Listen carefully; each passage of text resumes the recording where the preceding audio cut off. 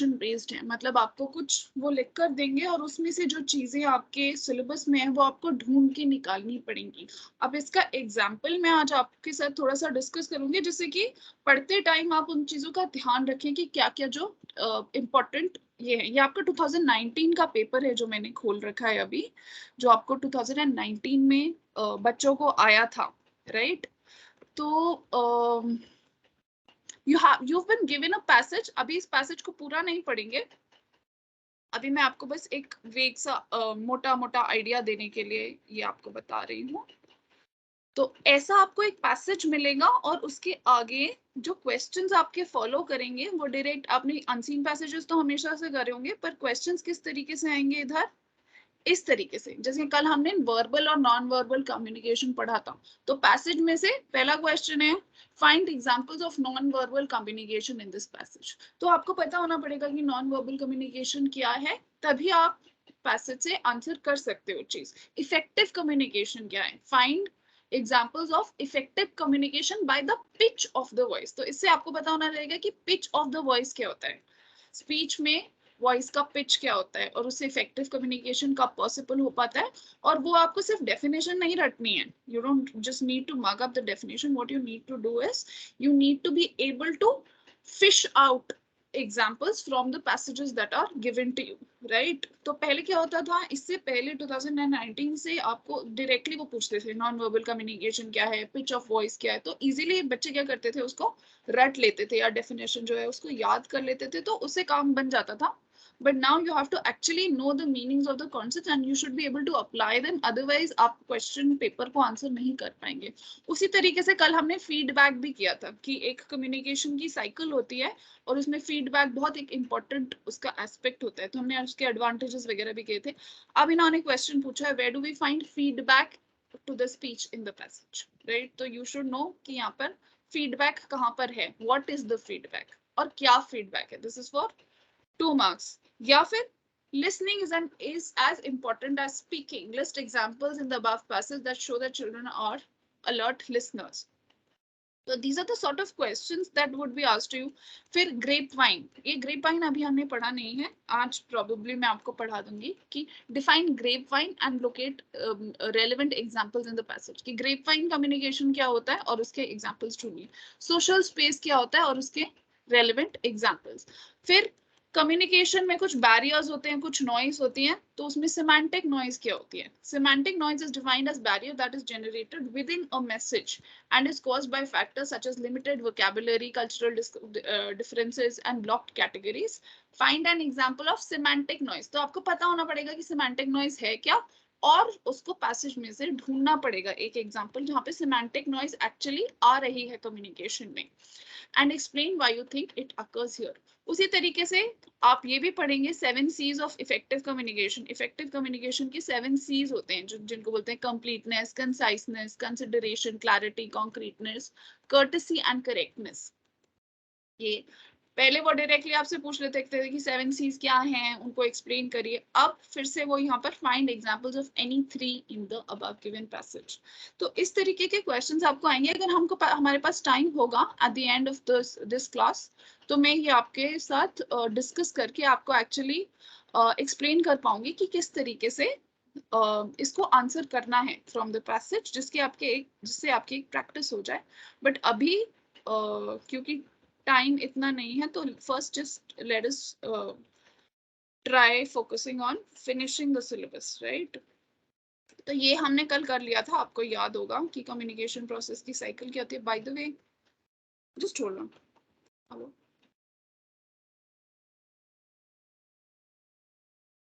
Update हो जाए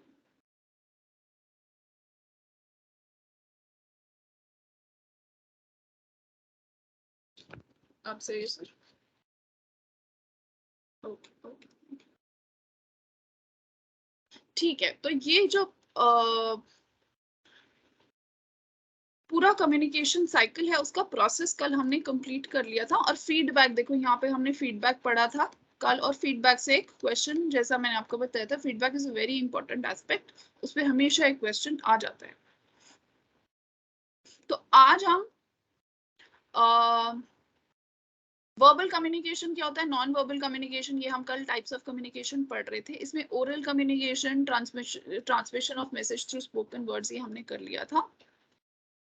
फिर ओरल कम्युनिकेशन के कुछ एडवांटेजेस होते हैं, डिसएडवांटेजेस होते हैं। ओरल कम्युनिकेशन के क्या एडवांटेजेस हो सकते हैं, यू कैन, ये काफी आप मतलब सोच कर, थोड़ा सा समझ कर अगर चीजों को पढ़े तो वहां पे रिकॉल करना आपके लिए इजी हो जाएगा। अगर वो आपसे पूछें कि एडवांटेजेस, 5 एडवांटेजेस बताइए ओरल कम्युनिकेशन के, और अगर साथ में पैसेज दिया होगा तो वो आपको कहेंगे कि इस पैसेज में से ओरल कम्युनिकेशन की 4 एग्जांपल्स ढूंढिए, या कहाँ पर कौन ओरल कम्युनिकेशन कर रहा है, कौन स्पीकर है, कौन रिसीवर है, वो आपको ढूंढना पड़ेगा।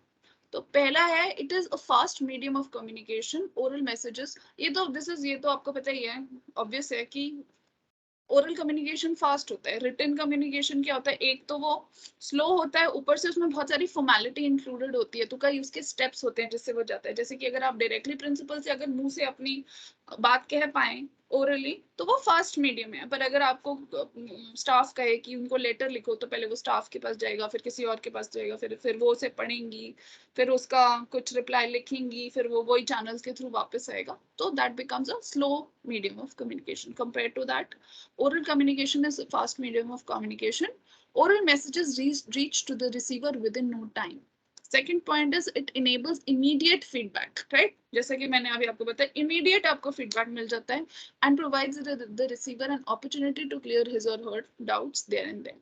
Third point है, the speaker can make out the reactions of the listener. अच्छा, ओरल कम्युनिकेशन में ना ये फायदा है कि आपके, जैसे आप अभी मेरा चेहरे को देख पा रहे हैं, तो आप मेरे हाव भाव भी पढ़ सकते हैं, राइट, कि मैं क्या कहना चाह रही हूँ, मैं कुछ अपने हाथों से इशारे करी, तो ये जो है ये कम्युनिकेशन को एक्चुअली हेल्प करता है, फैसिलिटेट करता है। तो जो स्पीकर है, मैं भी अगर मैं आपको देख पाती, अगर आप लोगों के कैमरास ऑन हो, तो मैं आपके रिएक्शन देखकर समझ, थोड़ा सा आइडिया लगा पाऊंगी कि आपको कितना समझ में आ रहा है, कहाँ पे आपको परेशानी हो रही है, कहीं आपको डाउट है। उसी तरीके से आप भी मेरे हाव भाव से जो मेरा कम्युनिकेशन है उसको बेटर समझ पाएंगे। तो जो मेरे जेस्चर्स हैं, जो मेरे फेशियल एक्सप्रेशन हैं, वो बहुत हेल्प करते हैं ओरल कम्युनिकेशन को। The speaker can make out reactions of the listener and make required changes on the spot.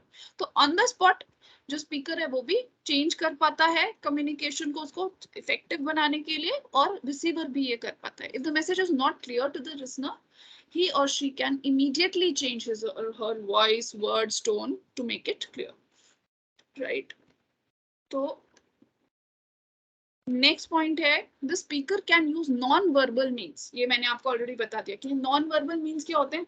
Verbal हम फिर से ध्यान करें तो verbal is both written and oral, और नॉन वर्बल क्या हो जाता है, जिसमें वर्ड्स यूज नहीं होते हैं, वही हाव भाव आपके, जो आप हाथों से, एक्सप्रेशन से, आंखों से बातें करते हैं, वो सब आपके हाव भाव हो जाते हैं। तो जो नॉन वर्बल मीन्स होते हैं, जो ओरल कम्युनिकेशन के साथ साथ जाते हैं, ये कम्युनिकेशन की इफेक्टिवनेस को बढ़ा देते हैं, उसको ज्यादा इफेक्टिव बढ़ा देते हैं। It saves time and money. ये तो दिस इज बात समझने की है कि टाइम और मनी से सेव होता है, कि जो कम्युनिकेशन आपको मटेरियल उसके लिए नहीं चाहिए, stationery, all of that. It helps in developing healthy interpersonal relations as well as adds a personal touch to the process of communication.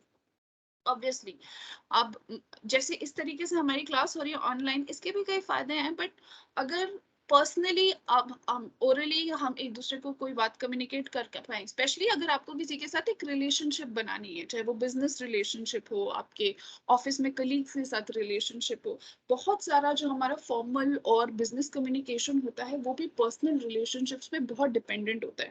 और पर्सनल रिलेशनशिप्स को सॉलिडिफाई करने में, उसको परिपक्व करने में ओरल कम्युनिकेशन का बहुत हाथ है, क्योंकि वो आमने सामने होता है, जिसमें आप कम्युनिकेशन करने के साथ साथ अपनी रिलेशनशिप्स भी, पर्सनल टच उसके साथ जो ऐड होता है, उससे आपकी एक रिलेशनशिप बन पाती है। Then obviously there are some limitations to oral communication. First, it is unfit for lengthy messages. जैसे आपका कोई टेबल डायग्राम पिक्चर वगैरह आपको दिखानी है, समझानी है, कोई ग्राफ समझाना है, तो आप उसको ओरली नहीं समझा सकते, आपको एक विजुअल रिप्रेजेंटेशन चाहिए। अगर आप कोई टेबल है, कोई डायग्राम है, कोई ग्राफ है, वो अगर बना हुआ है किसी सरफेस पे, किसी चीज पे, तो उसको एक्सप्लेन करना इजी हो जाता है। बट सिर्फ ओरल कम्युनिकेशन से लंबे मैसेजेस जो होते हैं वो कम्युनिकेट नहीं हो पाते। ये सब पॉइंट्स आप ध्यान रखेंगे, क्योंकि आपको पॉइंट्स पूछ लेंगे वो। in the exams. In oral, an oral message can or cannot be complete because sometimes the speaker uses short or half sentences. कई बार ये complete नहीं होता. Oral messages have less legal validity than, और जो आप writing में लिख रहे हैं, जो दे रहे हैं, उसमें उसकी ज्यादा लीगल वैलिडिटी होती है, राइट? अगर आप उसको कोर्ट में पेश करें, कल आपको कोई केस हो जाए या कोई बात, तो लीगल वैलिडिटी ऑब्वियसली राइटिंग में जो दिया गया है उसकी ज्यादा होती है. इसलिए हम अक्सर ये कहते भी है, जो हमारा फॉर्मल कम्युनिकेशन है वो जितना राइटिंग में हो उतना अच्छा हो, क्योंकि उसकी ज्यादा लीगल वैलिडिटी बन जाती है. इसकी एक डिसएडवांटेज ये है कि ओरल कम्युनिकेशन के लिए प्रेजेंस बोथ स्पीकर और लिसनर की at the same time is necessary, right? अगर स्पीकर और लिसनर एक जैसे राइटिंग में तो आपने कभी लिख दिया और जब दूसरा बंदा प्रेजेंट है या उसको टाइम है उसने पढ़ लिया, बट ओरल कम्युनिकेशन में स्पीकर और लिसनर का प्रेजेंट होना at the same time is necessary. और इनअटेंटिवनेस, अगर आप जो लिसनर है वो इनअटेंटिव है, जैसे कि अगर क्लास में अभी स्टूडेंट्स इनअटेंटिव है तो they just might miss out on something और मैसेज जो है वो पूरा कन्वे नहीं होता. रिटन कम्युनिकेशन आपको पता ही है क्या होता है, writing letters, emails, manuals, memos, pamphlets, magazines, books, ये सब आपका रिटन कम्युनिकेशन में आता है. इसके कुछ एडवांटेजेस क्या हैं? उसका उल्टा लेंदी, इसमें आप लेंदी मैसेजेस आराम से लिख सकते हैं. ये एक्यूरेट होता है. दिस इज एक्सट्रीमली इंपॉर्टेंट कि जो आप लिखा हुआ है, जैसे मैं आपको लेक्चर दे रही हूँ तो बीच में रुक भी जा रही हूँ, कभी पॉजेस आ रहे हैं, कभी मैं समझा नहीं पा रही हूँ तो मैं कहती हूँ अच्छा मतलब ऐसे, या आपको समझ में आया. पर जो रिटन कम्युनिकेशन होता है वो बिल्कुल सटीक होता है, एक्यूरेट होता है और अनएम्बिगस होता है. उसमें कोई एम्बिगिटी नहीं होती, मतलब उसमें कोई बहुत बहुत क्लियर होता है.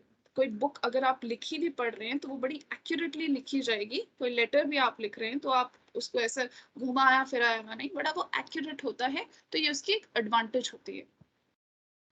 फिर इसमें रीडर और सेंडर की प्रेजेंस नहीं चाहिए. आप इससे एक बेटर अंडरस्टैंडिंग होती है, क्योंकि जो रीडर है जो सेम मैसेज है उसको कई बार पढ़ सकता है जब तक उसके दिमाग में ठीक से ना आ जाए. जो ओरल कम्युनिकेशन है उसमें कई बार चीजें मिस हो जाती हैं. इसकी लीगल वैलिडिटी है जो कि एविडेंस की तरह यूज हो सकती है. The writer can think, analyse and take time to put the message in. Obviously जो रिटन कम्युनिकेशन होता है वो काफी थॉट आउट होता है, तो इसलिए वो एक प्रॉपर स्ट्रक्चर में बना हुआ आता है, काफी क्लियर होता है, क्रिस्प होता है, जो कि मैसेज को ठीक से अक्रॉस सेंड कर देता है. Reading has a long lasting impact on the reader. फिर इसकी limitations भी कुछ हो सकती हैं, जैसे इसमें काफी पेपर वर्क होता है, ये कॉस्टली होता है, इसमें काफी टाइम कंज्यूम हो जाता है, फ्लेक्सिबिलिटी नहीं होती है. ये सारे के सारे जो पॉइंट्स हैं, अभी आपको लग रहा होगा कि हाँ ठीक है इजी है, बट जब एग्जाम में आता है तो एकदम से ध्यान नहीं आते. तो make sure that you are well versed at these points, कि आपको वो इमीडिएटली पूछें कि रिटन कम्युनिकेशन की क्या एडवांटेजेस है, क्या डिसएडवांटेज, तो आपके पॉइंट बाय पॉइंट आपके दिमाग में ये सारी बातें आ जाएं. इसमें पर्सनल टच का लैक होता है, नॉन वर्बल क्यूज इसमें प्रेजेंट नहीं होते हैं, और अनएजुकेटेड पर्संस के लिए ऑब्वियसली रिटन कम्युनिकेशन किसी काम का नहीं है. अब नॉन वर्बल कम्युनिकेशन, यहाँ पे आपका ये इम्पोर्टेंट एक पार्ट है चैप्टर का, नॉन वर्बल कम्युनिकेशन, क्योंकि इसमें कई ऐसे टर्म्स हैं, कई ऐसी नाम हैं, कई ऐसी चीजें जो आपको याद रखनी पड़ेंगी. जैसे कि धीरे धीरे हम एक एक करके उनको पढ़ेंगे. Action speaks louder than words. ये एक कहावत है कि action speaks louder than words, कि जो आप करते हैं वो बोलने से ज्यादा करके दिखाना वो ज्यादा important. Sometimes words fail to convey the essence of a message, but actions, facial expressions, gestures, body movements can make the meaning clear. कई बार ऐसा होता है कि वर्ड से कई चीज एक्सप्रेस नहीं हो पाती, पर कुछ एक्शन, कोई फेशियल एक्सप्रेशन, आपका कुछ हाव भाव, कोई बॉडी का मूवमेंट, उससे बहुत सारे कोई मैसेज जो है वो क्लियरली कन्वे हो जाता है. Many a times expression appear unintentionally and enhance the effectiveness of communication. कई बार जो होता है expressions जो है वो आप सोचते भी नहीं है कि हम ये एक्सप्रेशन देंगे उस समय, पर वो जो एक्सप्रेशन जो आ जाता है वो कम्युनिकेशन के इफेक्टिवनेस को बढ़ाता है. The communication without the use of words, ठीक है, जो जिसमें वर्ड्स यूज नहीं हो रहे हैं उसको नॉन वर्बल कम्युनिकेशन कहा जाता है. थोड़ी सी हम इसके जो फीचर्स हैं उस पे आ जाएंगे कि एक तो ये फ्री फ्रॉम और रिटन और ओरल वर्ड्स है, ये कोई लैंग्वेज रिक्वायर नहीं करता है. It helps to know the mood, attitudes, feelings, likes and dislikes of the speaker, right. फिर इसकी कुछ एडवांटेजेस हैं, कुछ लिमिटेशंस हैं. एडवांटेजेस में क्या क्या आ जाएंगी?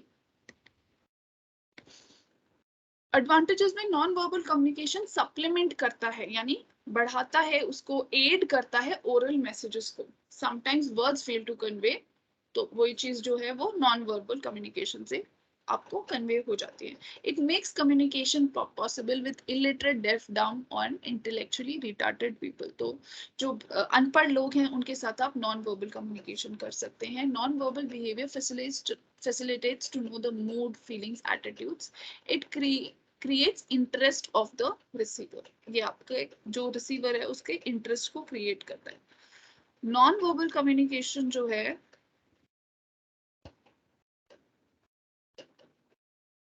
सॉरी, इसकी लिमिटेशंस क्या हो सकती हैं? अनस्ट्रक्चर्ड होता है. जैसे मैं आपको बता रही हूँ कि अगर हम कोई बात लेटर में लिख के कहेंगे तो काफी सोच के समझ के अपना जो थॉट है उसको एग्जैक्टली जो बात हमको सटीक कहनी है उसको क्रिस्प बना के, छोटा बना के और बिल्कुल स्ट्रक्चर करके हम लिख देंगे. पर नॉन वर्बल कम्युनिकेशन जब हम मुंह से बात करते हैं तो वो बड़ा अनस्ट्रक्चर्ड होता है, क्योंकि वो वेल थॉट ऑफ नहीं होता है, पहले उसमें सोच नहीं डाली होती. Sometimes it is difficult to study because non verbal symbols vary from culture to culture. अच्छा, ये भी एक कल्चरल प्रॉब्लम भी हो जाती है कि कई बारी बहुत सारी जो चीजें होती हैं culture to culture, non verbal cues जो होते हैं वो वेरी कर जाते हैं. They are likely to be liable to be misinterpreted और मिसअंडरस्टूड. कई बारी जो चीजें होती हैं, जैसे कि हमारे यहाँ औरतों का एकदम से हाथ नहीं मिलाती हैं आदमियों से. मतलब इंडियन कल्चर ऐसा रहा है कि आप किसी दूसरे जेंडर के इंसान से मिलते हैं तो यूजुअली आप अपना बस हाथ जोड़ देते हैं, हाथ नहीं मिलाते हैं. बट फॉरेन कल्चर्स में वो एक अच्छी एक्सेप्टेबल चीज है. तो इस तरीके की मिसअंडरस्टैंडिंग्स और भी कई बहुत सारे एग्जांपल्स हैं, धीरे धीरे आपको मैं दोहराती रहूंगी जैसे आते रहेंगे. तो वैसे ही बहुत सारी मिसअंडरस्टैंडिंग्स और प्रॉब्लम्स क्रिएट हो जाती हैं कई बार नॉन वर्बल कम्युनिकेशन में, क्योंकि जो ये सिंबल्स होते हैं इनका meaning culture to culture vary करता है. It is unfit for formal communication क्योंकि इसकी लीगल वैलिडिटी करीब करीब नहीं के बराबर होती है. Mostly it is not effective at the time of communication to a large gathering. It is effective only in face to face interaction या फिर स्मॉल ग्रुप कम्युनिकेशन में ये ज्यादा इफेक्टिव होता है.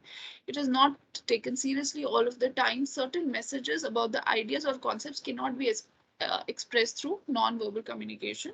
It is moreover it is difficult to preserve. अब non verbal communication है, किसने क्या इशारा किया था या क्या मुंह बनाया था या क्या हंसा था, क्या वो प्रिजर्व करना जब तक कि उसकी रिकॉर्डिंग नहीं हो रही है तब तक आप कह नहीं सकते. तो that is also a problem. It requires serious attention. अगर अटेंशन पे नहीं कर रहा है इंसान, आंखों से खोल के देख नहीं रहा है कि दूसरा इंसान क्या जेस्चर्स यूज कर रहा है, तो वो वहां पर इनइफेक्टिव हो जाता है. तो सिर्फ कान नहीं, आपको आंखों की भी जरूरत है पूरा इफेक्टिव कम्युनिकेशन होने के लिए. It is worthless in case of अगर सामने वाला इंसान आपके साइंस को नहीं समझता या अंधा है, इस तरीके से वो फायदा नहीं करता है. फिर आपका आता है विजुअल कम्युनिकेशन. विजुअल कम्युनिकेशन आंखों से बातें करना, राइट. कुछ भी हमारी जो आंखें होती हैं वो बहुत सारी चीजों को, जैसे कोई फोटोग्राफ है उसको देख के कुछ जो फोटोग्राफ है वो क्या कम्युनिकेट कर रही है वो पढ़ पाती है. कोई ड्राइंग है, कोई स्केचेस है, that is how art also works, right. कि अगर आप किसी आर्ट गैलरी में जा रहे हैं तो पेंटर क्या कहना चाह रहा है, हो सकता है उसमें मिस कम्युनिकेशन, राइट. हो सकता है कि पेंटर कुछ और ही कहना चाह रहा था और आपने कुछ और ही इंटरप्रेट कर लिया, पर कम्युनिकेशन उसके थ्रू भी होता है. This is visual communication. कोई पिक्चर अगर आप देख रहे हैं, कोई कलर्स देख रहे हैं, कोई विजुअल साइंस देख रहे हैं, तो that comes under visual communication. फिर फॉर्मल कम्युनिकेशन आपको पता ही है ऑफिशियल होता है. इनफॉर्मल कम्युनिकेशन जो होता है वो अनऑफिशियल होता है. उसमें कोई official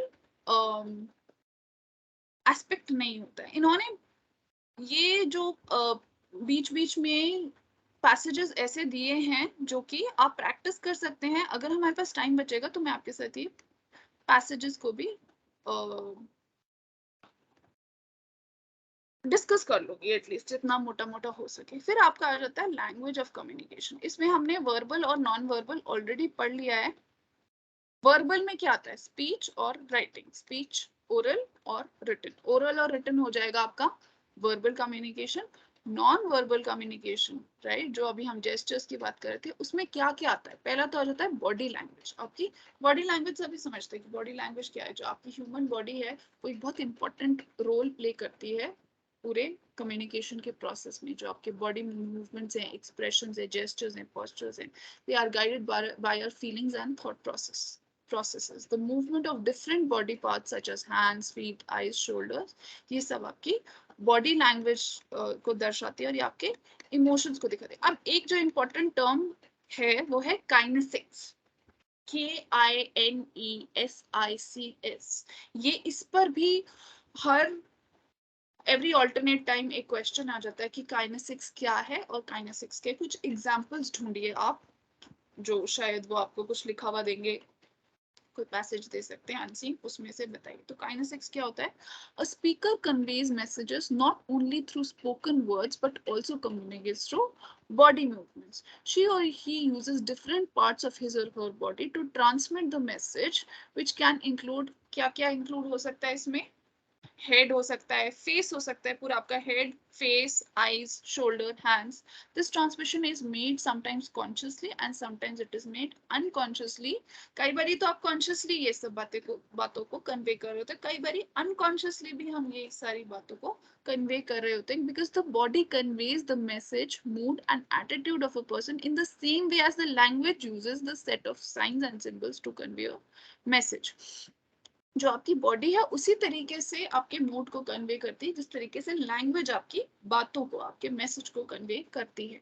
many a times the body begins to speak even before the speaker start speaking. कई बारी हम ऐसा देखते हैं, अगर कोई स्टेज पे कुछ पोएट्री रिसाइट करने वाला है और वो नर्वस है, तो हमको पहले ही दिख जाता है कि वो कॉन्फिडेंट नहीं है, वो ठीक से नहीं पढ़ पाएगा।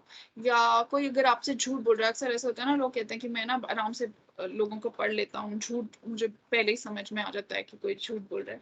वो इसलिए क्योंकि आप जो कहना नहीं भी चाहते, कई बार आपकी जो बॉडी है वो उन सारे सिंबल्स को, उन सारे क्यूज को, उन सारे क्लूज को सामने वाले को देने लगती है। The way in which the speaker stands, जिस तरीके से आप खड़े हो, वॉक कर रहे हो, कैसे आप अपने हाथों को हिला रहे हो, ये इंटरव्यूज में भी बहुत इंपॉर्टेंट होता है। अगर आप कहीं इंटरव्यू देने जा रहे हो तो वो आप क्या कह रहे हो उससे ज्यादा कई बार इन चीजों को नोटिस करते हैं कि आप कितने कॉन्फिडेंट हो, आप किस तरीके से अपना सर हिला रहे हो, किस तरीके से आप बात कर रहे हो, किस तरीके से आप वॉक कर रहे हो, कैसे पोस्चर में बैठे हो, क्या आपने कपड़े पहन रखे हैं, वो भी किस कुछ कम्युनिकेट करता है।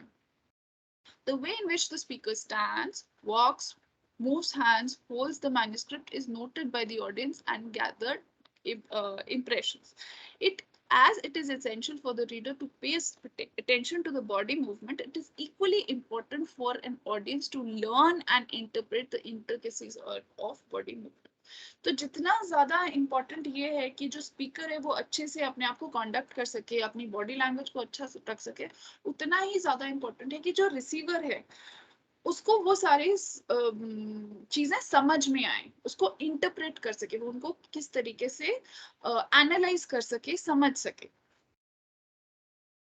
उनका मीनिंग फाइंड कर सके। The study of non verbal behaviour of body. तो काइनेसिक्स क्या है? जो ये नॉन वर्बल बिहेवियर है, जो बॉडी मूवमेंट्स हैं, और जो भी नॉन वर्बल कम्युनिकेशन का पार्ट होता है, ये नॉन वर्बल बिहेवियर, उसकी स्टडी को, उसकी जो साइंस है, उसकी जो स्टडी है, उसको हम काइनेसिक्स कहते हैं। तो this will be your definition of kinesics. कई बारी आपसे वो पूछ लेंगे कि काइनेसिक्स क्या है, कुछ एग्जांपल्स दीजिए कि कहाँ पर काइनेसिक्स हमको दिख रहा है पैसेज में। तो आप कहेंगे कि जो स्टडी है, ये जो नॉन वर्बल बिहेवियर है, जो बॉडी मूवमेंट्स की स्टडी है, जो नॉन वर्बल कम्युनिकेशन का पार्ट होती है, इसको हम इस स्टडी को हम काइनेसिक्स कहते हैं, इस ज्ञान को हम काइनेसिक्स कहते हैं। It includes the interpretation of body movements of a particular body part और the body as a whole, या तो किसी particular part of the body, जैसे आपके हाथ किस तरीके से मूव कर रहे हैं, चेहरा एक्सप्रेशन, या फिर पूरी जो बॉडी का आपका मूवमेंट है, जो भी नॉन वर्बल कम्युनिकेशन है, उसको हम काइनेसिक्स बोलेंगे। It can be learn consciously as well as unconsciously. अब क्या क्या एलिमेंट्स होते हैं बॉडी लैंग्वेज के? एक तो आपका सर होता है, राइट, जो ऑब्वियसली आपका जो हेड है that is the most important part of the body जिसकी तरफ देखा जाता है। आप किस तरीके से उसको लोअर कर रहे हैं, कहाँ झुका रहे हैं, कैसे आप उसको जर्क से रिएक्शन, नॉडिंग, राइट, ये सारा का सारा आपका हेड कन्वे करता है। Then there are the eyes, the face, right. Posture, like I was saying, जैसे आपका पोस्चर है, आप किस पोस्चर में बैठे हैं ना, आप खड़े हैं, सिटिंग है, लाइंग है, वॉकिंग है, ऑल ऑफ दैट, जो आपके जेस्चर्स हैं, जो आपकी पर्सनल अपीयरेंस है, ये भी मैंने आपको कहा था कि आप किस तरीके से ड्रेस्ड हैं, वो भी बहुत कुछ कम्युनिकेट करता है आपको, specially no for formal setting, चाहे आप अपने ऑफिस जा रहे हैं, बॉस से मिल रहे हैं, किससे, तो ये सारी की सारी चीजें जो लोग सही रखते हैं, धीरे धीरे अनकॉन्शियसली जो रिसीवर होता है वो उन क्यूज को पकड़ता है। कई बार रिसीवर को खुद नहीं पता चलता है कि हम कई बार किसी इंसान से बड़े इंप्रेस हो जाते हैं वो जिस तरीके से बात कर रहे हैं, पर बातें तो सब एग्जैक्टली वही कर रहे होते हैं, मोर और लेस, राइट। मान लो आपके घर कोई सेल्स पर्सन आया कुछ बेचने, किसी से आप ज्यादा इंप्रेस हो जाते हैं, पर आप पॉइंट आउट नहीं कर पाते कि क्या ऐसा था, what was that you know this person sort of really impressed you more. तो कई बार ऐसी चीजें हमको खुद नहीं पता होता कि कई बार उसका ड्रेसिंग स्टाइल या जिस तरीके से वो अपने आप को कंडक्ट कर रहा होता है, या जिस तरीके से उसके जेस्चर्स होते हैं, जिस तरीके से उसके हाव भाव होते हैं, वो सब ऐड करते हैं कि उसका कम्युनिकेशन कितना आपसे इफेक्टिव हुआ है। फिर आता है आपका sign language, right. Sign language भी एक लैंग्वेज है जो obviously deaf and dumb use करते हैं कम्युनिकेशन करने के लिए। इसके बाद आता है पैरा लैंग्वेज। अब पैरा लैंग्वेज क्या है? पैरा का मतलब होता है, पैरा लैंग्वेज जो शब्द है वो बना है दो शब्दों से, एक पैरा और दूसरा लैंग्वेज। पैरा मीन्स लाइक और सिमिलर टू, किसी चीज की तरह, और language means mode of communication. तो para language means like language but actually not verbal. तो ये कैसे, something that is like language, something that is para language, something that is like language. However, words are used in para language, but the language focuses on how rather than word. It lays stress on how the words are spoken, right? तो वही चीज जो है, एक simple sentence जो है, एक बहुत, दरवाजा बंद करके आओ, इतना सेंटेंस है, अगर उसको कोई बहुत रूडली बोलेगा तो उसका मीनिंग जो है वो चेंज हो जाएगा। बहुत ऊंची आवाज में बोलेगा तो उसका मीनिंग चेंज हो जाएगा। अगर उसको बहुत हम्बल तरीके से, जैसे दरवाजा बंद कर दो, अगर आप अपनी पिताजी को बोलेंगे तो एक डिफरेंट टोन में बोलेंगे, एक डिफरेंट तरीके से बोलेंगे, तो उसका मीनिंग जो है वो एक polite, it will be a request, एक रिक्वेस्ट की तरह कन्वे होगा। पर अगर आपके पिताजी आपसे बोलेंगे तो वो एक शायद एक ऑर्डर की तरह कन्वे होगा। तो बोलने का जो हमारा तरीका है, राइट, विच इज, वो लैंग्वेज तो उसमें सेम है, पर वो लैंग्वेज के जैसा ही कुछ और उसका जो तरीका है, वो उसको हम पैरा लैंग्वेज कहते हैं। पैरा लैंग्वेज के भी बहुत ऐसे एस्पेक्ट्स हैं, बहुत तरीके की पैरा लैंग्वेज होती है जिसके बारे में हमको जानना इम्पोर्टेंट है। Now, it lays stress on how the words are spoken. जो आपकी पैरा लैंग्वेज है वो किस पे स्ट्रेस करती है कि वर्ड्स किस तरीके से बोलेंगे, ना कि क्या वर्ड्स बोलेंगे। वर्ड्स शायद सेम हो, पर वो जिस तरीके से बोले जाएं उनका मीनिंग जो है वो डिफरेंट हो जाता है, rather than on the literal meaning. It aims at the tone of the voice, which is with which something is said. तो आपकी वॉइस की टोन क्या है? For example, a louder voice suggests anger or assertion, while a whisper indicates secrecy. तो example इन्होंने क्या दिया कि अगर लाउड वॉइस में कोई बात कर रहा है तो वो क्या सजेस्ट करता है कि या तो जो इंसान है वो गुस्सा है, या फिर बहुत असर्टिव है, ऑर्डर देने वाली उसकी टोन है, या फिर अगर एक विस्पर किया जाए, राइट, एक छोटा सा जो कानाफूसी में बात किया जाता है, उससे हमको क्या पता चलता है कि कोई सीक्रेट बात है। अगर कोई आपका फ्रेंड जो है क्लास में या कहीं बैठे हुए भी आपको बहुत धीरे से ऐसे कानाफूसी करके आपको बात करे, बहुत लो टोन में बात करे, तो ऑब्वियसली आप समझ जाओगे, अटेंशन में आ जाओगे कि कोई सीक्रेट बात वो कन्वे करना चाह रहा है जो सबके सुनने के लिए नहीं है। Para language is non verbal because it does not consist of word. तो पैरा लैंग्वेज भी नॉन वर्बल कम्युनिकेशन में आती है। तो क्वेश्चन आपको पूछ सकते हैं, पैरा लैंग्वेज क्या वर्बल कम्युनिकेशन है या नॉन वर्बल कम्युनिकेशन है? पैरा लैंग्वेज जो है वो नॉन वर्बल कम्युनिकेशन में आता है, because it does not consist of words in the literal sense, क्योंकि उसमें वर्ड्स का कोई मीनिंग नहीं है। वर्ड्स जो है वो उस पर ध्यान नहीं दिया गया, वर्ड्स किस तरीके से बोले गए हैं उस पर ज्यादा ध्यान दिया गया है। But it is close to verbal communication. पर वो क्लोज क्यों है वर्बल कम्युनिकेशन से? क्योंकि वर्ड्स के बिना आप पैरा लैंग्वेज एक्चुअली नहीं समझ सकते, क्योंकि जब तक वर्ड्स के साथ ही टोन आती है, राइट, ऐसे बिना वर्ड्स के आप कोई टोन तो अप्लाई नहीं कर सकते, राइट। तो जब वर्ड्स बोले जाएंगे उसकी टोन को जब आप एनालाइज कर रहे हो, किस तरीके से बोलने, उसके बोलने के तरीके को आप एनालाइज कर रहे हो, तो वो पैरा लैंग्वेज होता है। But it is close to verbal communication, क्योंकि वर्बल कम्युनिकेशन के बिना पैरा लैंग्वेज आप स्टडी नहीं कर सकते। Actually it is a middle path between verbal and non verbal communication. तो ये एक तरीके से एक मिडिल पाथ बन जाता है कि हालांकि वो नॉन वर्बल कम्युनिकेशन है, पर वो वर्बल से इतना पास है कि हम उसको एक middle path between verbal and non verbal communication कहते हैं। It is an important supplement to verbal communication. वो एक सप्लीमेंट की तरह है, ये एक एड की तरह, एक हेल्प की तरह है वर्बल कम्युनिकेशन को, because it makes oral communication effective and complete. क्योंकि वो ओरल कम्युनिकेशन को इफेक्टिव भी बनाता है और कंप्लीट भी बनाता है। Mainly para language is a part of non verbal communication. फिर भी वो स्ट्रेस कर रहे हैं कि पैरा लैंग्वेज जो है वो पार्ट जो है वो नॉन वर्बल कम्युनिकेशन का ही है, हालांकि वो बहुत वर्बल कम्युनिकेशन से क्लोज है। ये सब आपको वो एग्जाम में पूछ सकते हैं। It emphasises on voice nuances. Nuances मतलब तरीके, बोलने के तरीके, उसकी जो गहराई है, उसकी जो इंट्रिकेसीज हैं, राइट। तो वो जो वॉइस के नुआंसेस हैं, जो छोटे छोटे उसमें डिफरेंसेस आते हैं वॉइस में, उसको वो एम्फसाइज करता है। It has the ability to modify और nuance the meaning, pitch, volume, emotion और so. It can be used consciously as well as unconsciously. लोग इसको कॉन्शियसली भी यूज करते हैं, अनकॉन्शियसली भी यूज करते हैं। People normally use para language multiple times a day, even without being aware that they are doing so. Paralanguage properties of speech play an important role in human communication. जो paralanguage properties हैं speech की, ये एक important role play करती हैं human communication में। Speech has non verbal elements. इसमें क्या क्या आ सकता है? वॉइस की क्वालिटी, ये वॉइस की क्वालिटी क्या है, ये पैरालैंग्वेज में आएगा। स्पीकिंग का स्टाइल क्या है, ये पैरालैंग्वेज में आएगा। स्पीड कितनी है, कितनी स्पीड से इंसान बोल रहा है, वो पैरालैंग्वेज में आएगा। उसका एक्सेंट क्या है, वॉल्यूम क्या है, pitch, tone, rhythm, pause, modulation, fluency, intonation and stress. तो ये सारे के सारे ये आपको याद करने पड़ेंगे कि वॉइस क्वालिटी क्या होता है, स्पीकिंग स्टाइल क्या होता है, स्पीड, एक्सेंट, स्पीड तो सभी को पता है, एक्सेंट क्या होता है, वॉल्यूम तो शायद आपको पता होगा, पिच क्या है, टोन क्या है, रिदम क्या है, पॉज कहाँ कहाँ पे आ रहा है, मॉड्यूलेशन कैसा है वॉइस का, फ्लुएंसी कैसी है, इंटोनेशन कहाँ है और स्ट्रेस कहाँ है। तो ये सारे जो वर्ड्स हैं एक एक एक एक करके हम समझेंगे।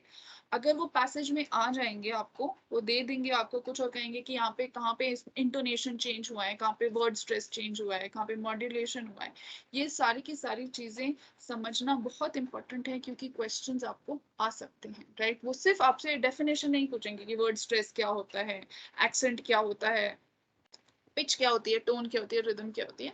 वो आपको एक्चुअली उसको अप्लाई करने को पूछेंगे। पहले तो वो पूछ लेंगे कि शायद डेफिनेशन दो इसकी एक्सेंट की, फिर वो कहेंगे कहाँ पे आपको एक्सेंटेड चीजें लग रही हैं, एक्सेंटेड किसकी भाषा हो सकती है इस पर्टिकुलर कम्युनिकेशन में।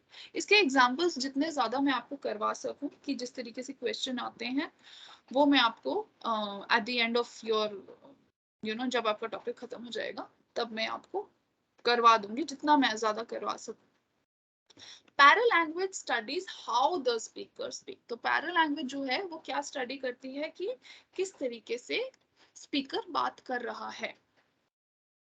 काइनेसिक्स क्या था? काइनेसिक्स था जो आपका बॉडी मूवमेंट्स हैं, जेस्चर्स हैं, वो सब जो नॉन वर्बल कम्युनिकेशन है उसकी स्टडी। और पैरा लैंग्वेज क्या है कि बात किस तरीके से की जा रही है उसकी स्टडी।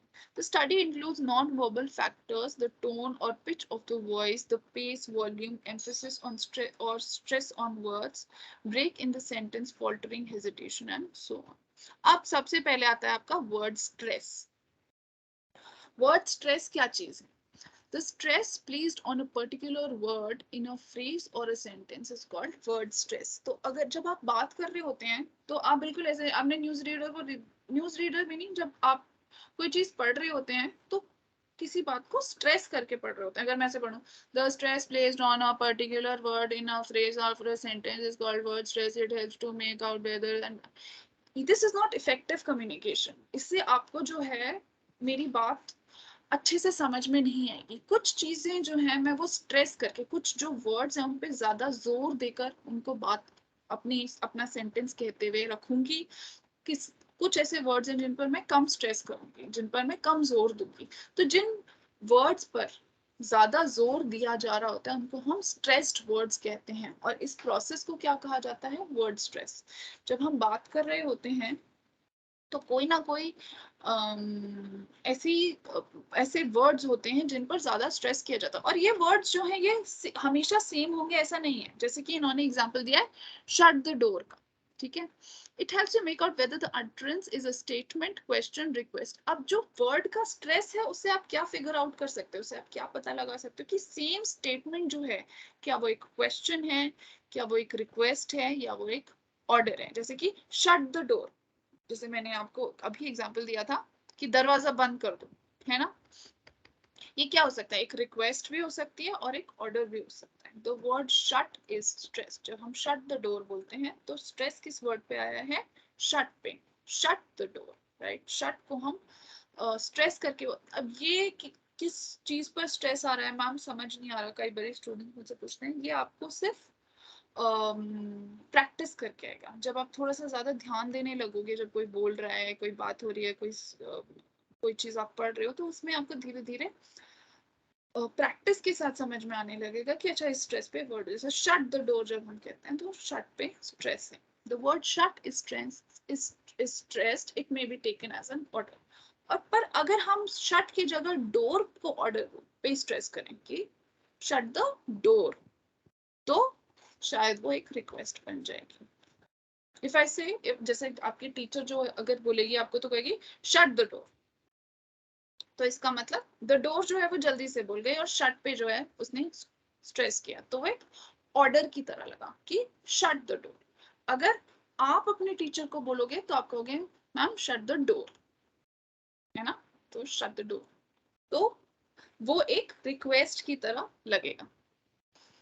रादर देन अगर आप उनको इस तरीके से कहोगे कि मैम शट द डोर, तो ऐसे लगेगा कि आप अपनी मैम को या माता पिता को या घर में दादी को या किसी बड़े को आप ऑर्डर कर रहे हो, जो कि गलत मीनिंग कन्वे करता है. वैसे ही आएगा आपका इंटोनेशन. इंटोनेशन क्या है? It is related to the rise and fall of the pitch of the voice. जो आपकी वॉइस है उसका जो पिच है. अब पिच को कैसे एक्सप्लेन करें ये मैं आपको नेक्स्ट टाइम बताऊंगी. जो आपकी वॉइस है वो ऊपर नीचे राइज और फॉल करती है, उसको हम इंटोनेशन कहते हैं. Pitch plays an important role in intonation. जो इंटोनेशन है उसमें जो पिच है आपकी वॉइस का, जो ऊपर नीचे pitch is determined by the frequency of vibration of vocal cords. जो आपके वोकल कॉर्ड्स होते हैं, जो आपके बोलने के जो जो वॉइस बॉक्स होते हैं उसमें वोकल कॉर्ड्स होते हैं, वो जो वोकल कॉर्ड्स होते हैं वो उनकी कितनी फ्रीक्वेंसी से वो वाइब्रेट कर रहे हैं उसको, उससे पिच डिटरमिन होता है.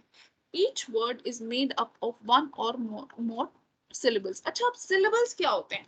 राइट, बहुत सारे आपको यहाँ पे वर्ड सुनाई दे रहे हैं, नए टर्म सुनाई दे रहे होंगे. मैं चाहूंगी इट्स कि अगर आप ये नोट कर लें कहीं, अगर आपके पास नोटबुक है तो वो अच्छा रहेगा. तो सबसे पहले ये सारा का सारा समझने के लिए हमको ये समझना पड़ेगा कि सिलेबल क्या होता है. राइट, कोई भी जो वर्ड्स हैं जो आप बोल रहे हैं, जो अटर कर रहे हैं, वो कुछ वॉइसेस, कुछ आपके जो आप साउंड्स निकालते हैं उनसे बने हुए होते हैं. ठीक है, जैसे मेरा नाम है पल्लवी. ठीक है, तो पल्लवी बोलने के लिए आप कुछ साउंड्स अपने मुंह से निकालेंगे तब ये शब्द बनेगा पल्लवी. तो आप कितनी साउंड्स निकाल रहे हैं? पल्लवी, राइट. तो इसमें अगर आप इसको ब्रेक करें कि कितनी साउंड्स निकल रही हैं इस नाम को बोलने में, तो 3 साउंड्स निकल रही हैं. पल्लवी, राइट। तो ये आपके 3 अलग अलग सिलेबल्स हो जाते हैं। हर एक वर्ड जो है वो कुछ सिलेबल से बना होता है। और अगर दूसरा एग्जांपल ले तो हम जैसे ये लैपटॉप, मैंने अपने लैपटॉप को टेबल पे रख रखा है, तो टेबल टेबल बोलने के लिए हम कितने साउंड्स निकाल रहे हैं अपने मुंह से? टेबल, राइट, सिर्फ 2।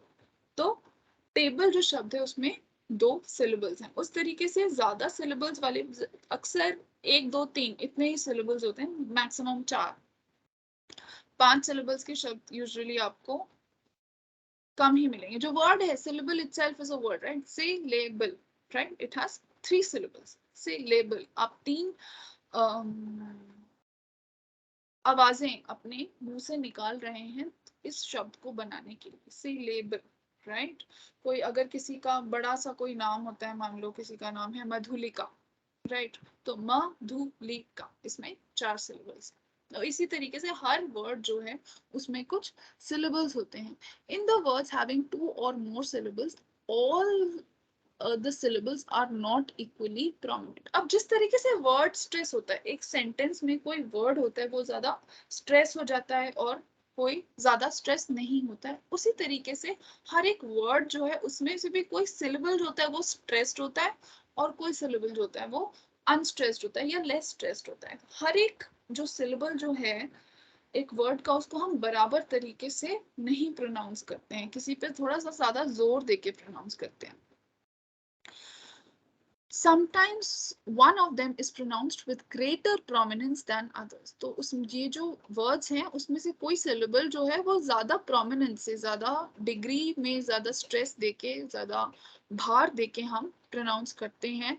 That syllable is said to be accented। और जिस सेंटेंस पे, जिस syllable पे हम stress करते हैं उसको हम accented या stressed syllable कहते हैं। It may be stressed with the help of greater breath force। या तो हम उसमें ज्यादा ब्रेथ का ज्यादा यूज कर रहे हैं या ज्यादा मस्कुलर फोर्स यूज कर रहे हैं, या फिर उसकी जो एम्पलीट्यूड होता है इसका वाइब्रेशन का वो ज्यादा होता है। फॉर एग्जाम्पल कैप्टन जो शब्द है, कैप्टन, उसमें कैप जो है वो स्ट्रेस्ड है। अब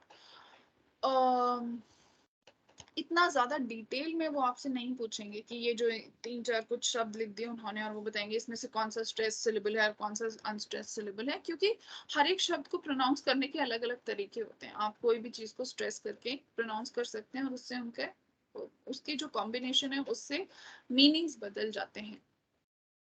तो आपको ये एग्जैक्टली इतना समझने की जरूरत नहीं है कि कोई वर्ड है उसमें कौन सा सिलेबल स्ट्रेस्ड है और कौन सा अनस्ट्रेस्ड है, ये आपको पहचान करने को वो नहीं देंगे एग्जाम में।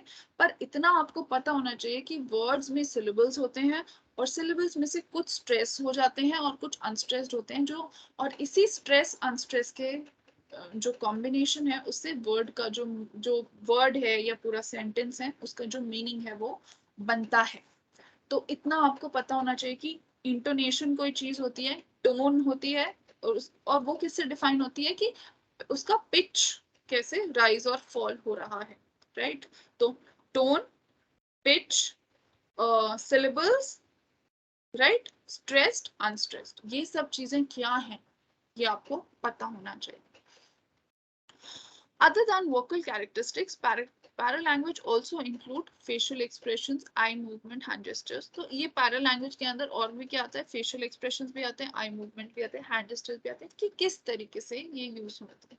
It is sometimes related to non-phonemic properties। phoneme मतलब जो भी sound से related होता है उसको phonetic बोलते हैं। Such as laughing, crying, whispering, sighing, groaning, ये सब वॉइसेस हैं, ये सब आवाजें हैं जो आप निकालते हैं। जैसे लाफिंग में एक आवाज निकलती है, क्राइंग में निकलती है, विस्परिंग में निकलती है, साइंग में निकलती है, ग्रोनिंग, स्नीजिंग एक्सेट्रा। अच्छा, ये एक्टिविटी बड़ी इंटरेस्टिंग है अगर आप इसको देखें। Use the 4 words of Hindi, रुको मत जाने दो, राइट। इनको आपको इन 4 वर्ड्स को यूज करना है। क्या सेंटेंस दिया आपको? रोको मत जाने दो, सॉरी नॉट रुको, रोको मत जाने दो। First take a pause after the word रोको। अगर आप इसको ऐसे बोले, रोको मत जाने दो, तो इसका कोई मीनिंग होता है कि किसी इंसान को रोक लो और मत जाने दो। अगर आप इसको ऐसे बोले रोको मत जाने दो, तो उसका मीनिंग बदल जाता है, राइट। ये आपको एक एग्जांपल उन्होंने दिया है कि कैसे वर्ड्स के स्ट्रेस से किस वर्ड पे कहाँ स्ट्रेस हो रहा है, उससे पूरे सेंटेंस का जो है वो मीनिंग बदल सकता है। एग्जाम्पल उन्होंने दिया है रोको मत जाने दो। तो अगर हम कहते हैं रोको मत जाने दो, तो इसका मतलब होता है कि किसी को रोक लो और उसे मत जाने दो। पर अगर हम कहते हैं रोको मत जाने दो, तो इसका मतलब है कि उस इंसान को रोको मत, मतलब बिल्कुल ऑपोजिट हो गया, उसको रोको मत, उसे जाने दो। तो ये पूछ रहे हैं do you find some difference between the two statements, कि आपने कोई डिफरेंस महसूस किया इन दो स्टेटमेंट्स के? ऑब्वियसली किया। इससे आपको पता चलता है कि सेंटेंस कई बार सेम हो, वर्ड्स कई बार सेम हो, पर वो कहाँ पे स्ट्रेस किए गए हैं, कहाँ पे स्ट्रेस नहीं किए गए हैं, उसके अकॉर्डिंग वो सेंटेंस का मीनिंग पूरा उलट पुलट कर सकते हैं, राइट। अब आता है प्रोक्सिमिक्स या space distancing. This is also very important topic. Proxemics पे वो आपको एक बड़ा क्वेश्चन दे सकते हैं और ये डायग्राम हो सकता है, आपको बनाने को आ जाए। अगर बनाने को वो ना भी पूछें, पर अगर आप इसको क्वेश्चन आया और अगर आपने बस ये इजी सा डायग्राम ए लिखकर ऐसे 3 सर्कल बना के उसको प्रॉपरली लेबल कर दिया, सही मार्क कर दिया, तो आपको काफी मतलब काफी कुछ एक्सप्लेनेशन कम करना पड़ेगा और मार्क्स ज्यादा मिलेंगे। तो वर्ड जो है वो है the word proxemics has been derived from the word proximity. Proximity क्या होता है कि कितना डिस्टेंस है जो आपका मेरी प्रॉक्सिमिटी में,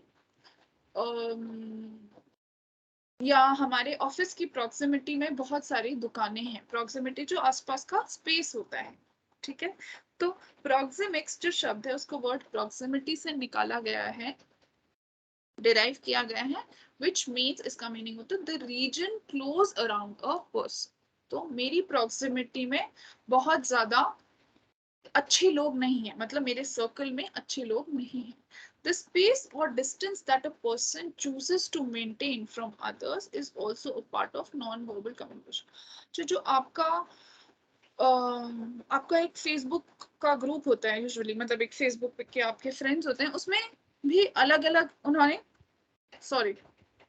अलग अलग आपको वो डिफाइन कर रखे हैं। एक तो क्लोज फ्रेंड्स, आप उनको जो जो आपके सारे फ्रेंड्स हैं उनको ग्रुप्स में डिफाइन कर सकते हैं कि आप क्लोज फ्रेंड्स बता सकते हैं, या किसी को अक्वेंटेंस बना सकते हैं, किसी को नॉर्मल फ्रेंड्स बना सकते हैं। तो ये आपका एक तरीके से आपके अराउंड का डिस्टेंस है जो आप मेंटेन करना चाहते हैं, कि जैसे आप कई बार कहते हैं ना वो मेरी फ्रेंड है पर क्लोज फ्रेंड नहीं है, और ये मैं तो बस उसको जानती जानता कहने को फ्रेंड है पर बहुत ज्यादा उससे बातचीत नहीं है। तो ये आपका अलग अलग लेवल्स ऑफ आपका स्पेस जो है, जो आपके सर्कल्स में लोग हैं वो किस लेवल में है, ये अलग अलग लेवल्स को डिफाइन करता है।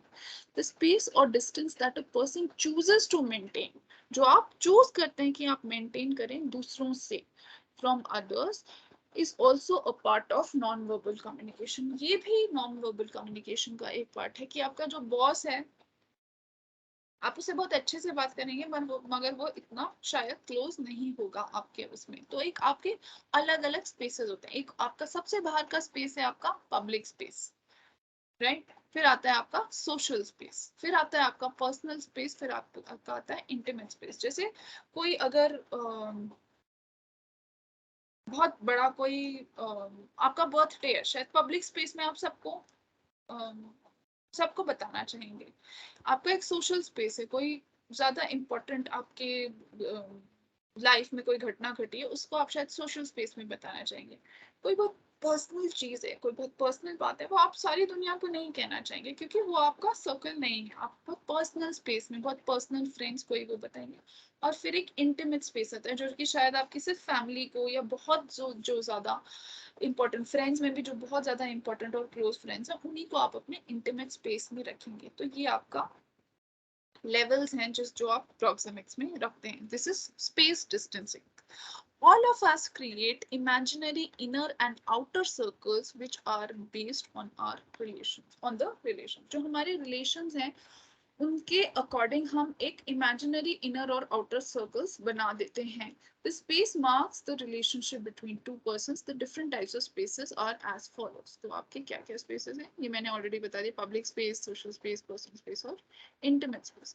Intimate space जैसे कि मैंने आपको कहा जैसे family, friends और close friends यही लोग इसमें आएंगे. Personal space में common friends आ जाएंगे, colleagues आ जाएंगे, co-workers आ जाएंगे. Social space में बाहर का outer circle हो गया जो official और आपके professional relationships है. Public space मतलब anybody जो public है जो सबके लिए equal है.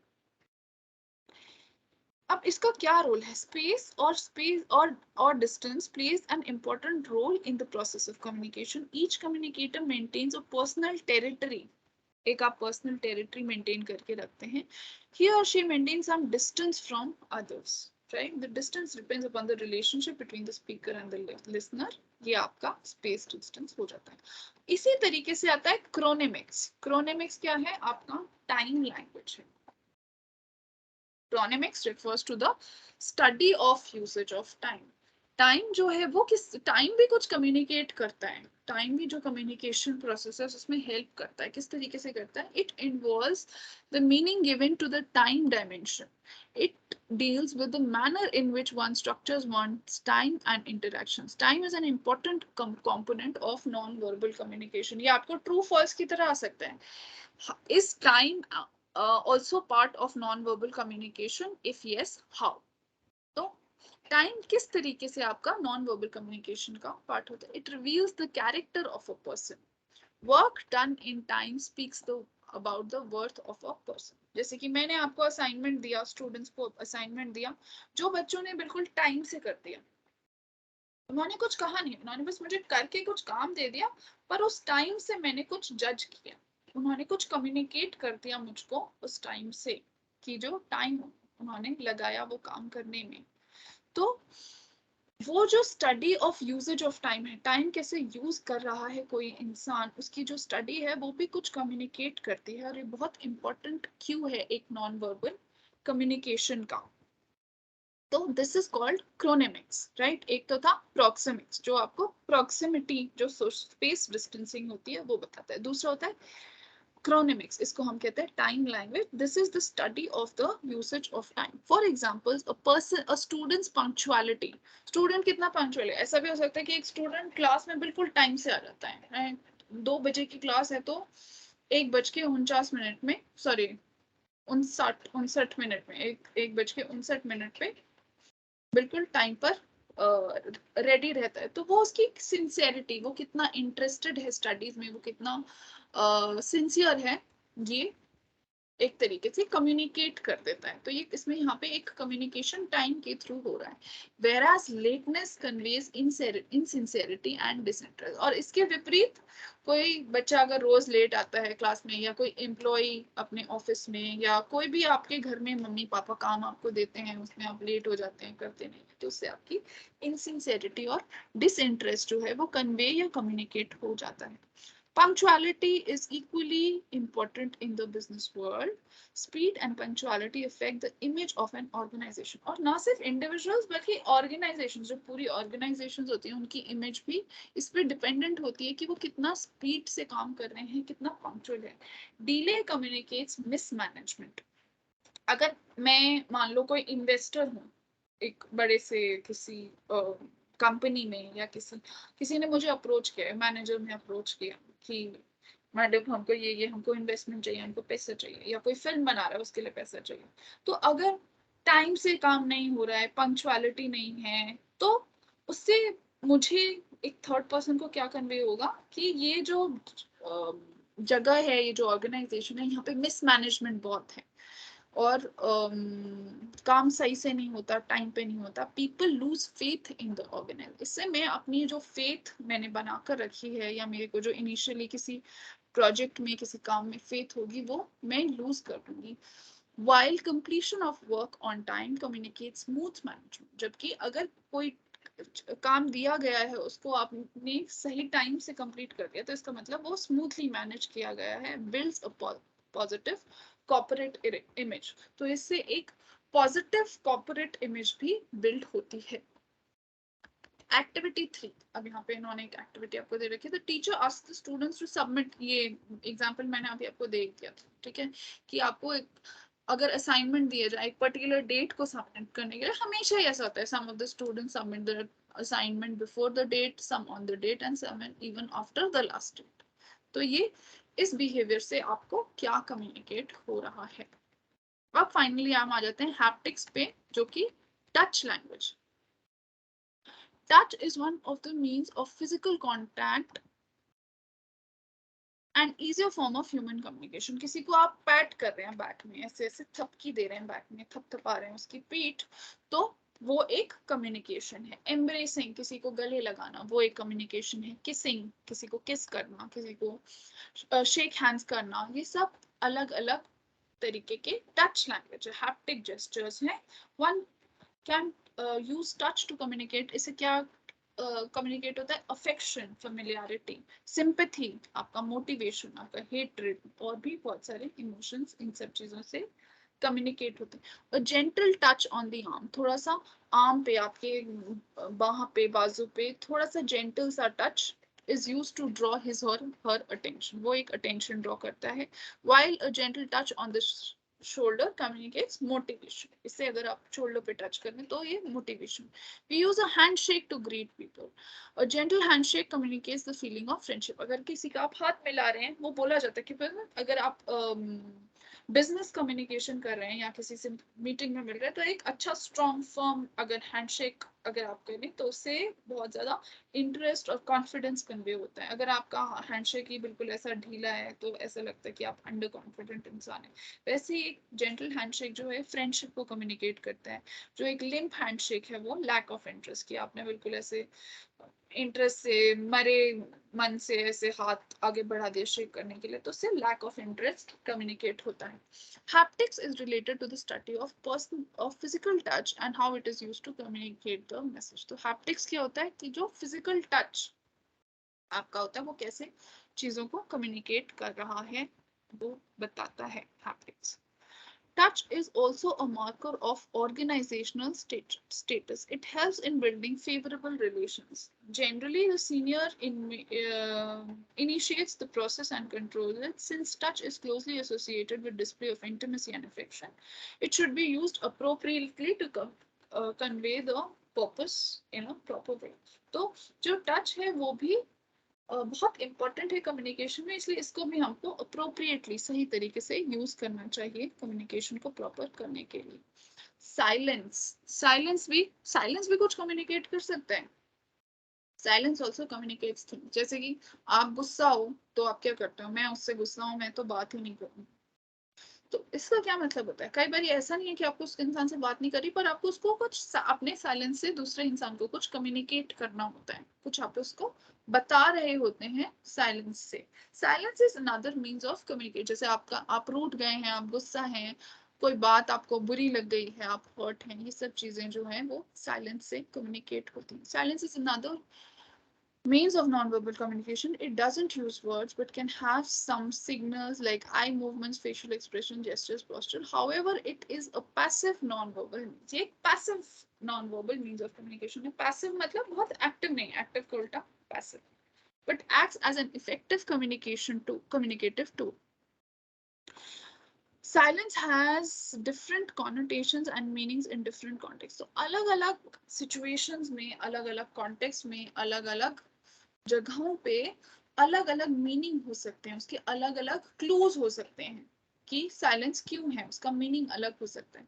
It can communicate fear. कई बार आप चुप हो जाते हैं, तो जैसे अगर आपके पिताजी, आप छोटे हैं, जब छोटे बच्चे थे आपको डांटते तो आप चुप हो गए, डर के मारे बोलते हैं सहम गया बच्चा, है ना। तो इट कम्युनिकेट, वहां पे वो फियर को दर्शा रहा है। रिस्पेक्ट कि कोई आप मान लीजिए कोई बड़ा निकल रहा है, गुजर रहा है, आप कुछ बात कर रहे थे, आप चुप हो गए, शांत हो गए, खड़े हो गए, है ना, तो वो रिस्पेक्ट दिखा रहा है। शाइनेस, कभी दूसरा इंसान शाय है तो वो नहीं बोलता है।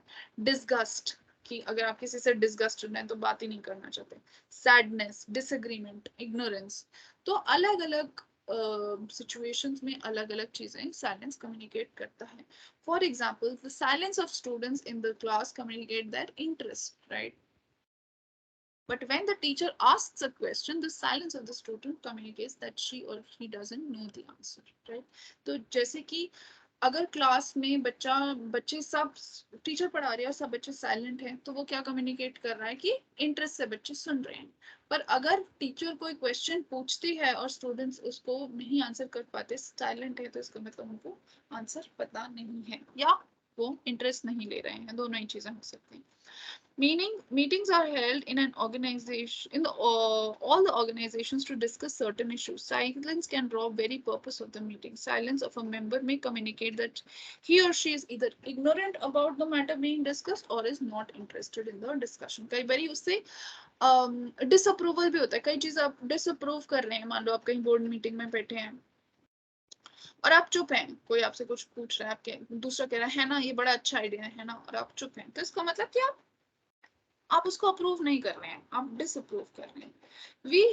You have committed some mistake. Your father calls you and asks for clarification. You do not utter a single word and remain silent. What does this silence communicate?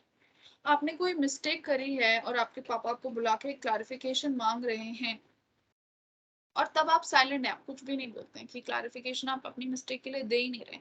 इस तरीके के साइलेंस का क्या मीनिंग है, आप सोच सकते हैं। This is something that I think you could think about. या तो आप गिल्टी हैं, राइट, कि आपने कुछ कर दिया है, अब आपके पास कोई एक्सप्लेनेशन नहीं है कि आपने कोई काम जो कर दिया है वो क्यों कर दिया। आपके you have अच्छा, ये test your knowledge, ठीक है। what is the role of language in the process of communication? पैरालैंग्वेज के फीचर्स क्या होते हैं? we do not use word to in non-verbal communication but they are used in paralanguage. Then why is paralanguage a part of non-verbal communication? This is a very important question. Third question, इसको आप please पैरालैंग्वेज पे, हालांकि जो पैरालैंग्वेज है वो words के मदद से ही स्टडी की जा सकती है, तो वो क्यों नॉन वर्बल कम्युनिकेशन में आती है, वो वर्बल कम्युनिकेशन में क्यों नहीं आती है? ये अभी हमने डिस्कस किया था, मैंने आपको कहा भी था कि ये पैरालैंग्वेज पे क्वेश्चन आ जाता है। What does this space between two persons communicate? तो कितना सोशल स्पेस है, कितना प्रोक्सिमिक्स है, वो क्या कम्युनिकेट करता है, वो उनके बीच की क्लोजनेस को कम्युनिकेट करता है कि वो कितने ज्यादा फ्रेंडली हैं या कितने ज्यादा पर्सनल उनके रिलेशन है। ओके, आई थिंक ये टॉपिक कंप्लीट हो गया है, so we can rest for today. Next class में मैं आपसे मिलूंगी, वहां पर हम थ्योरी ऑफ कम्युनिकेशन से शुरू करेंगे। एंड लाइक आई सेड कि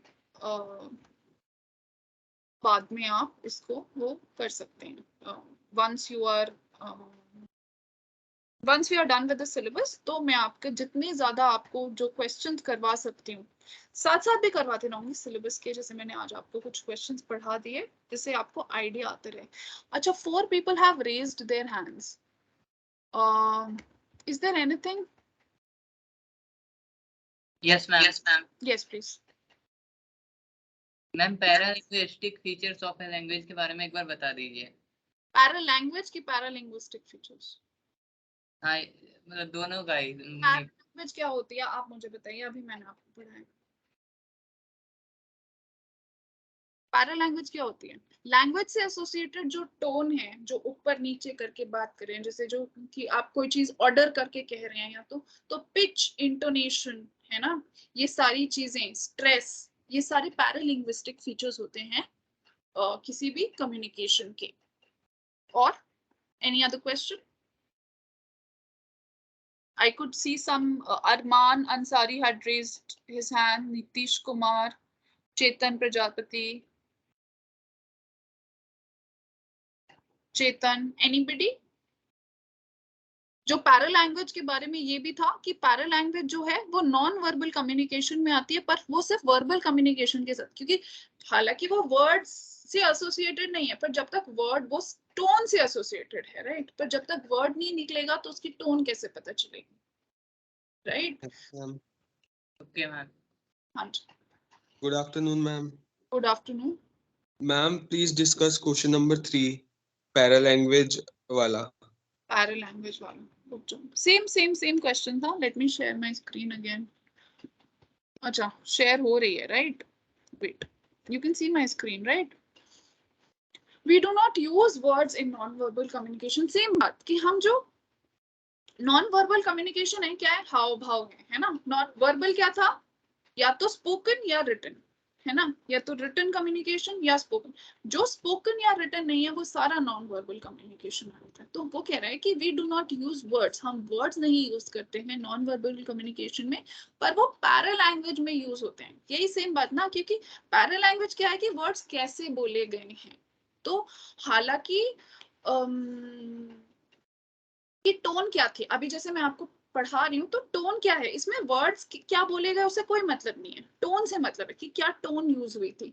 पर वर्ड्स के बिना, जब तक मैं वर्ड्स वो बोलूंगी नहीं, टोन आप समझ नहीं सकते। हालांकि हमको वर्ड से कुछ लेना देना नहीं है पैरा लैंग्वेज में। पैरा लैंग्वेज में हमको सिर्फ उसकी टोन से, स्ट्रेस से, इन सब चीजों से लेना। पर जब तक हम ये सब बोलेंगे नहीं, कहेंगे नहीं, जब तक हम वर्बल कम्युनिकेशन करेंगे नहीं, वर्ड्स के थ्रू कम्युनिकेशन नहीं करेंगे, ओरल कम्युनिकेशन नहीं करेंगे, तब तक हम कैसे एनालाइज कर सकते हैं। तो क्योंकि हमको वर्ड से कोई मतलब नहीं है यहाँ पे, पर वर्ड्स को अटर होना पड़ेगा, वर्ड्स बोलने पड़ेंगे ये समझने के लिए कि टोन कैसी है। तो why is para language a part of non verbal communication? Para language is part of non verbal communication because it does not study words. It is not concerned about the words that are uttered, but rather how they are uttered. What para language is concerned about is the tone, the pitch, the stress of the language being spoken. Did you get it? मैं फिर से समझाऊं, समझ में आया आपको कि it is not about what, it is about how, कि क्या बात बोली जा रही है। जो वर्ड्स हैं वो तो, जो आपका जो वर्बल कम्युनिकेशन है वो तो सिर्फ वर्ड से रिलेटेड है कि क्या वर्ड बोले जा रहे हैं। पर जो पैरा लैंग्वेज है वो वर्ड्स को स्टडी नहीं कर रहा है, वो वर्ड्स किस तरीके से बोले जा रहे हैं उसको स्टडी कर रहा है, इसलिए वो नॉन वर्बल कम्युनिकेशन का पार्ट है। जो भी वर्ड से कंसर्न्ड है वो सब वर्बल कम्युनिकेशन, जो वर्ड से नहीं कंसर्न्ड है वो सब non verbal communication. Verbal non verbal का मीनिंग समझ में आ गया ना आपको? कंफ्यूजन है अभी भी? Who asked this question? Ma'am जैसा कि आपने इससे पहले जो टॉपिक बताया था स्पेस डिस्टेंसिंग का, इंटीमेट स्पेस, पब्लिक और पर्सनल, तो मैम वो किस स्पेस डिस्टेंसिंग में जाएगा जब हम किसी को कुछ बताते ही नहीं है और अब मतलब कुछ अपने तक ही लिमिट रखते हैं, तो ये हाँ, आपका वो पर्सनल स्पेस, आपका इंटीमेट स्पेस, राइट। अगर देखो हर एक इंसान अलग है, बहुत सारे लोग ऐसे हो सकते हैं जो जिनका पब्लिक स्पेस बहुत बड़ा हो, या जिनका फ्रेंड सर्कल बहुत बड़ा हो, जिनका सोशल स्पेस बहुत बड़ा हो। कुछ लोगों का बहुत लिमिटेड होता है, किसी का जीरो भी होगा, राइट। तो वो तो अलग अलग बात है। लेकिन आपका मान लीजिए नीतीश का जो सोशल स्पेस है वो जीरो है, तो वो सोशल स्पेस में कम्युनिकेट नहीं करता, बिल्कुल, वो भी हो सकता है। कोई दूसरा इंसान है, लेट अस से निकिता मित्तल है, वो उसका सोशल स्पेस या पब्लिक स्पेस ही इतना बड़ा है कि वो फेसबुक में कुछ भी पोस्ट करती है, सब कुछ पब्लिक पोस्ट करती है ना। आपको फेसबुक में देखते हो ना कि you can make a face public post, you can make a friends वाला post, you can make other post कि आप बिल्कुल ओनली मी वाला होता है। तो आपका वो ओनली, लेट्स से नीतीश का वो ओनली मी है, जो उसका सोशल स्पेस है वो जीरो है, जो उसका पब्लिक स्पेस है वो zero, it's only intimate space, right, कि वो सिर्फ खुद से कन्वे। तो ये तो सबका अलग अलग डिफरेंट होता है, पर ये सारे स्पेसेस एग्जिस्ट करते हैं, है ना। आपके दिमाग में तो होगा ही ना ये कि ये तो पब्लिक स्पेस है, कि पब्लिक में तो मैं ये बिल्कुल नहीं बोल सकता, शायद सोशल स्पेस में भी नहीं बोल सकता, फ्रेंड्स को भी नहीं बता सकता, तो तीन स्पेस में तो मैं बिल्कुल बोल ही नहीं सकता। पर वो स्पेस तो एग्जिस्ट कर रहे हैं ना, कि कोई बात है, मैं अपने से पर्सनली रिलेटेड बात मैं पब्लिक स्पेस पे नहीं बोल सकता हूँ, मैं सोशल स्पेस पे नहीं बोल सकता हूँ, अपने फ्रेंड्स वाले इंटीमेट स्पेस, फ्रेंड्स वाले स्पेस पे भी नहीं बोल सकता हूँ, पर्सनल स्पेस पे भी नहीं बोल सकता, सिर्फ अपने इंटीमेट स्पेस पे ही कह सकता हूँ, या सोच सकता हूँ, या समझ सकता हूँ। तो और दूसरा बंदा हो सकता है कि वो उसको हर स्पेस में बोल सके, पब्लिक स्पेस में कोई भी बात कह सके, है ना। Okay ma'am. ओके, तो ठीक है, नेक्स्ट टाइम हम मिलते हैं थर्सडे को। एनी क्वेश्चंस, अगर आपको कोई डाउट्स होंगे, आपको पता होगा SOL का बहुत सारा मटेरियल भी आपको अवेलेबल है ऑनलाइन PDFs के फॉर्म में, उसमें भी से भी अगर कोई, जब ये खत्म हो जाएगा, कोई टॉपिक्स अगर बचते हैं मैं उसको भी छान के उसमें से भी देख लूंगी, कोई अगर टॉपिक हमारा रह जा रहा है, you yourself can go through that and ask your questions कि आपको क्या कुछ जो भी कहना है पूछना है। और कोई any other question that we can have right now? Okay, then I'm see you on Thursday. Let me just leave the meeting. आगे continue करेंगे Thursday को. Again, unit 1 complete करेंगे. Yes, somebody wants to ask something?